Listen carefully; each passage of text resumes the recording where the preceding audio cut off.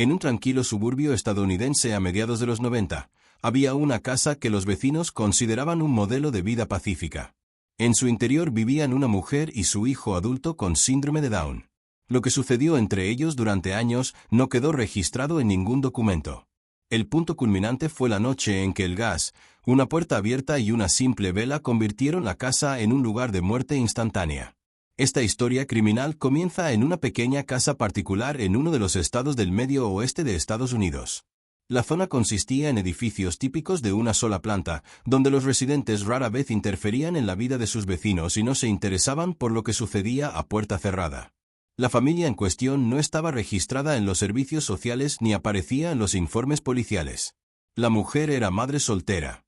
El padre del niño abandonó a la familia durante la primera infancia de su hijo y no volvió a participar en su vida. Todas las responsabilidades del cuidado, la crianza y la socialización del niño recaían exclusivamente en la madre.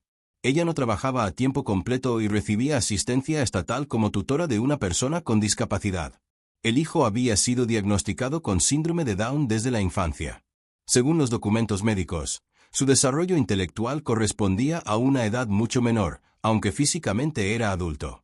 Asistía a programas educativos especializados, pero pasaba la mayor parte del tiempo en casa. Su círculo social se limitaba a su madre y a contactos ocasionales con trabajadores de servicios de apoyo. Según vecinos y conocidos, existía una dependencia emocional excesiva entre madre e hijo. La mujer prácticamente no lo dejaba solo, controlaba su rutina diaria, su alimentación y su sueño. Al mismo tiempo, prácticamente no permitía la entrada de personas ajenas a la vida familiar, alegando la complejidad del cuidado de su hijo. La investigación posterior estableció que, durante mucho tiempo, se produjeron actos sexuales entre la madre y su hijo adulto en el hogar. Estos actos no se registraron como violentos en el sentido clásico, pero el examen concluyó que el hombre no era plenamente consciente de la anormalidad social y moral de lo que estaba sucediendo. Su consentimiento no se basó en la comprensión, sino en la plena confianza en la única persona significativa para él. Según el análisis psicológico, la madre ignoró o justificó sus propias acciones durante mucho tiempo. No buscó ayuda de especialistas ni informó a los servicios sociales sobre sus problemas internos. No se registraron intentos en su entorno de exponer la situación ni cuestionar la naturaleza de la relación familiar. El punto de inflexión se produjo cuando la mujer comenzó a comprender las consecuencias legales y sociales de sus actos. Según pruebas indirectas, temía una posible intervención de las autoridades estatales, la pérdida de la tutela y la responsabilidad penal. Fue durante este periodo que su comportamiento se volvió retraído y su estilo de vida en la casa se aisló aún más del mundo exterior. En los días previos a la tragedia, no se registraron llamadas a los servicios de emergencia ni solicitudes de ayuda. La casa funcionó con normalidad, sin llamar la atención. La última noche transcurrió con normalidad, sin invitados, sin sucesos que pudieran despertar sospechas entre vecinos o conocidos.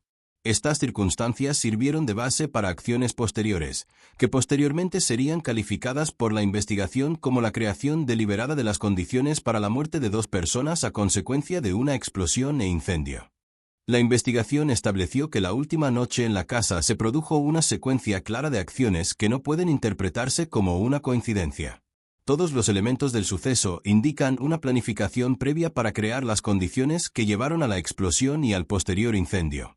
Estas acciones no estuvieron acompañadas de signos visibles de pánico ni impulsividad, lo que permitió considerarlas conscientes y consecuentes. En primer lugar, se destacó la compra de una pastilla para dormir unos días antes del incidente. El examen confirmó la presencia de sustancias activas características de los sedantes en la sangre de la madre y el hijo. El fármaco se encontraba en una dosis capaz de inducir un sueño profundo, lo que reduce significativamente la reacción a estímulos externos, incluyendo el olor a gas y un aumento de su concentración en la habitación. Se sabe que la mujer administró el fármaco a su hijo por la noche. La dosis se calculó para no despertar sospechas ni causar un deterioro inmediato del bienestar, sino para asegurar una ausencia prolongada de respuesta consciente. Ella misma tomó una dosis similar. Los motivos de esta decisión se consideraron en el caso como un intento de evitar el dolor físico o el miedo en el momento del evento esperado. Las acciones posteriores de la madre indican su claro conocimiento de los aspectos técnicos del gas doméstico. Los investigadores registraron que, por la noche, se encendió un quemador de gas en la cocina sin que se produjera ignición.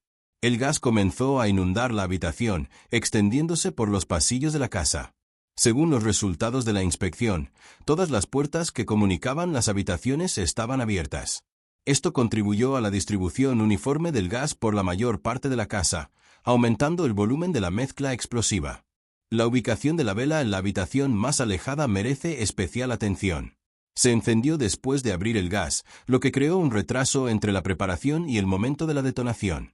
No había dispositivos en la habitación que pudieran afectar accidentalmente la ignición, por lo que solo se consideró un factor identificado como fuente de ignición, la llama abierta de una vela. Su ubicación en una parte remota de la casa proporcionó el tiempo necesario para que la concentración de gas alcanzara un límite crítico. Las características físicas de la casa jugaron un papel importante en el desarrollo de los acontecimientos.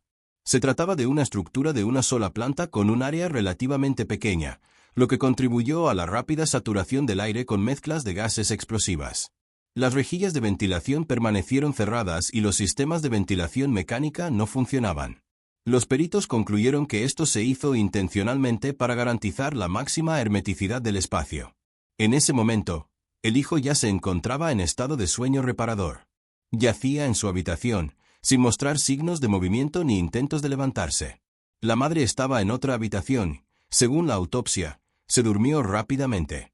No se encontró alcohol ni otras sustancias que pudieran alterar el curso del suceso en la sangre de ambos. Los investigadores reconstruyeron una cronología aproximada.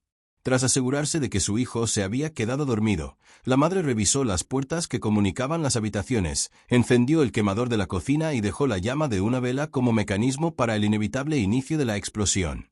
Se estima que transcurrieron varias horas entre la apertura del gas y la explosión. Durante este periodo, la concentración de gas alcanzó un nivel suficiente para una ignición brusca. Los datos del examen médico forense indican que, en el momento de la detonación, ambos individuos se encontraban en un estado de sueño profundo inducido por fármacos. No hubo reacción a estímulos externos. La posición de los cuerpos en las camas se mantuvo natural, lo que confirma la ausencia de intentos de escapar o evitar el peligro. La fase del sueño en la que se encontraban se caracteriza por reacciones fisiológicas reducidas, por lo que el riesgo de despertar por el olor a gas era mínimo. El último hecho registrado fue un aumento del olor a gas, percibido por algunos vecinos poco antes de la explosión. Este informe se presentó a la investigación después del incidente y no se avisó a los servicios de emergencia en el momento del incidente, ya que la concentración del olor parecía débil y no causó alarma inmediata. La hora de la explosión se determinó gracias a los datos del Servicio de Registro de Vibraciones Sísmicas y al testimonio de testigos presenciales que oyeron un fuerte estallido. Las consecuencias de su desarrollo y la descripción técnica del suceso fueron objeto de un análisis más detallado, que se incluirá en la siguiente parte. La reconstrucción de los hechos, realizada por investigadores y peritos en incendios, permitió recrear la imagen completa del momento de la explosión y sus consecuencias, ocurridas menos de un segundo después de la ignición de la mezcla de gas y aire. Todos los parámetros técnicos indicaron que la casa se saturó gradualmente de gas durante varias horas, hasta que la concentración alcanzó un límite crítico suficiente para una ignición incontrolada. Una vela encendida en una habitación alejada se convirtió en la única fuente posible de ignición, que correspondía a la mecánica de la explosión. Según los peritos, la explosión ocurrió aproximadamente entre las 2 y las 3 de la madrugada. A esa hora, ya existía una mezcla de gas estable en la habitación, distribuida uniformemente por los pasillos y habitaciones de la casa. Cuando la llama de la vela alcanzó una temperatura suficiente en la zona donde la concentración de gas era máxima, se produjo una ignición instantánea. La naturaleza de la onda indicó que la explosión fue de tipo deflagratorio, es decir, la llama se propagó a gran velocidad, pero sin la formación de una onda de detonación real, característica de las explosiones industriales. La primera consecuencia fue un aumento brusco de la presión en el interior de la casa. La mezcla de gases se incendió casi simultáneamente en todas las habitaciones, lo que generó una sobrepresión significativa en el espacio cerrado. Las ventanas y puertas no resistieron y salieron despedidas. Fragmentos de vidrio, marcos y elementos estructurales ligeros volaron a más de 10 metros de la casa. Esto se refleja en el material fotográfico adjunto a la causa penal. La estructura de la casa de una sola planta contribuyó a que la onda expansiva impactara el tejado, creando una grieta en él y desprendiéndolo parcialmente de los soportes. El posterior derrumbe de las estructuras provocó la rápida propagación del incendio. En los lugares donde se almacenaban materiales inflamables, muebles, paneles laminados, textiles para el hogar, el fuego se propagó a máxima velocidad. El incendio no requirió una fuente adicional de combustible, ya que la explosión proporcionó un impulso de calor inicial suficiente y el gas restante en el aire contribuyó a la intensificación de la combustión. La investigación registró que el foco de ignición se encontraba en la misma habitación donde se encendió la vela. Fue allí donde la temperatura en los primeros segundos ascendió a un nivel que provocó la carbonización de los muebles y la destrucción total de los textiles. Se registraron rastros característicos del destello en los pasillos y habitaciones adyacentes, una carbonización nítida a una altura de aproximadamente 1 metro del suelo, lo que corresponde a patrones conocidos de propagación del fuego en habitaciones con alta concentración de gas combustible. De particular importancia fue la posición de los cuerpos de los fallecidos en el momento de las operaciones de rescate. Se encontraban en posturas naturales, lo que indicaba la ausencia de movimiento tras el inicio de los sucesos. No se observaron signos de dificultad para respirar ni intentos de cambiar de posición en la cama del hijo. La mujer también se encontraba tumbada sobre el colchón en su posición habitual para dormir. Los peritos forenses indicaron que sus muertes no se debieron a las quemaduras en sí, sino a la intoxicación por productos de la combustión y la exposición a altas temperaturas en estado de completa inconsciencia. El nivel de somníferos en sangre confirmó que la reacción a estímulos externos fue prácticamente nula. El trabajo de los bomberos comenzó menos de 10 minutos después de que los vecinos reportaran la explosión. Cuando los rescatistas llegaron al lugar, la casa estaba completamente envuelta en llamas. El incendio se extendió a toda la vivienda, incluyendo los techos y los restos del tejado. Según los protocolos, tras localizar las principales fuentes de ignición, los bomberos encontraron los cuerpos en diferentes habitaciones, que correspondían a su posición inicial antes de la explosión. Un examen más detallado determinó que los elementos estructurales de la casa no presentaban defectos críticos que pudieran haber provocado una explosión por sí solos. El sistema de gas se encontraba en buen estado, sin fugas en las tuberías ni en las conexiones. La única causa de la explosión fue una fuente de gas abierta en la cocina y la presencia de una llama en otra habitación. La casa carecía de sistemas de seguridad que pudieran reducir los riesgos, incluidos detectores de gas. Esto impidió una alerta temprana de una peligrosa acumulación de gas. Los investigadores observaron que la mujer no había tomado ninguna medida para neutralizar el posible riesgo para los vecinos o transeúntes. La estructura de la casa, aunque gravemente dañada, no representaba una amenaza para los edificios colindantes debido a la distancia suficiente entre ellos. Esto se convirtió en un factor importante para la clasificación del suceso y la determinación de sus aspectos legales. Todos los datos recopilados indicaron un escenario claramente planificado en el que los elementos clave, pastillas para dormir, gas abierto, una puerta abierta y una vela encendida, formaron una cadena de eventos secuencial.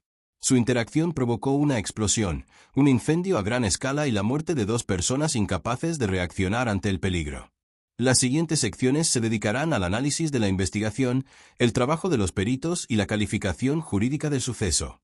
Tras extinguirse el incendio y completarse las operaciones iniciales de rescate, investigadores, expertos en explosivos y especialistas en incendios llegaron al lugar. Su tarea consistía en determinar las causas de la explosión, el mecanismo de propagación de las llamas, analizar la ubicación de los cuerpos y determinar si el incidente presentaba indicios de intencionalidad. La investigación duró varios meses e incluyó diversas pericias para confirmar o refutar la versión de la intencionalidad de la madre. La primera etapa consistió en documentar el lugar del incidente. La casa presentaba daños importantes.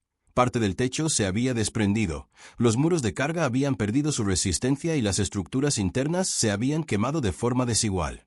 En el suelo quedaban rastros de carbonización, característicos de un destello agudo de una mezcla de gases. En la cocina, los peritos encontraron un quemador de gas abierto sin daños mecánicos, lo que podría indicar un encendido accidental. El mecanismo giratorio del grifo estaba en la posición de máxima fuga de gas. Una inspección del sistema de gas confirmó su correcto funcionamiento. Todas las conexiones, tuberías y válvulas estaban en buen estado. No se encontraron signos de corrosión ni grietas que pudieran haber causado una fuga espontánea. Esto indicó que el factor clave fue el quemador de apertura manual. Se revisaron adicionalmente los dispositivos en busca de defectos que pudieran crear una fuente de ignición accidental, pero no se encontraron tales indicios. El siguiente elemento importante de la investigación fue determinar el origen del incendio. En la habitación contigua, que sufrió el daño térmico más severo, se encontró un fragmento de un candelabro metálico y los restos deformados de una vela. El examen estableció que en el momento de la explosión la llama estaba activa. Los restos de cera encontrados en el suelo indicaron que la vela llevaba mucho tiempo encendida. Este hecho fue clave para formar la cadena causal que culminó con la ignición del gas. Paralelamente, se realizaron exámenes forenses de los cuerpos de los fallecidos. Un análisis de sangre confirmó la presencia de somníferos en concentraciones suficientes para inducir un sueño profundo. El nivel de la madre era ligeramente superior, lo que coincidía con la ingesta voluntaria de varias pastillas. La concentración del hijo era menor, pero suficiente para un sueño completo. Los investigadores observaron que no mostró ninguna reacción de protección típica de despertarse antes de la exposición a productos de combustión. Investigaciones adicionales proporcionaron información sobre los aspectos conductuales y sociales de la vida familiar. Los trabajadores sociales que contactaron periódicamente con la familia no reportaron signos de peligro ni inestabilidad. Observaron que la madre rara vez permitía la entrada de desconocidos a la casa, pero esto no despertó sospechas. Los registros médicos y los programas de apoyo revelaron que el hijo no vivía en instituciones especializadas y recibía atención domiciliaria completa. Tras establecer los hechos del incidente, se planteó la cuestión del motivo. Los investigadores no encontraron evidencia que indicara presión externa ni la participación de terceros. Sin embargo, durante el análisis de las pertenencias personales de la madre, se encontraron notas en las que describía su temor a posibles consecuencias legales y a la intervención de los servicios sociales. Estas notas se convirtieron en la única evidencia indirecta de su estado interno en el periodo previo a la tragedia. La investigación también incluyó una evaluación de las condiciones materiales y de vida. No había detectores de gas ni sistemas de apagado de emergencia instalados en la casa. Esto aumentaba significativamente el riesgo de que la fuga pasara desapercibida. Los peritos confirmaron que, de haber existido tales dispositivos, la explosión podría haberse evitado. Se analizó con especial detalle si el suceso pudo haber sido accidental. Un quemador, una vela encendida en una habitación apartada y la presencia de un somnífero fueron tres factores independientes que, combinados, carecían de una explicación natural. Su correspondencia reforzó la tesis de la creación deliberada de las condiciones que hicieron que la explosión se volviera prácticamente inevitable. Tras varios meses de estudio del material del caso, la comisión pericial emitió una conclusión general, en la que el suceso se clasificó como la causa intencional de la muerte de dos personas mediante el uso de gas y una fuente de fuego abierta. Se señaló por separado que no hubo influencia externa en el caso y que todas las acciones que llevaron a la tragedia fueron realizadas personalmente por la madre. Finalmente, en la parte final, se presentará la interpretación jurídica y el resumen de las actuaciones investigativas basadas en el material recopilado.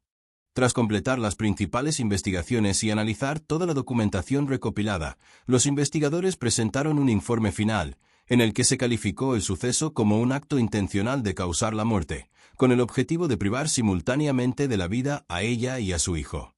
La redacción indicó la ausencia de terceros y confirmó que todas las acciones que condujeron a la explosión se realizaron de forma consciente y coherente.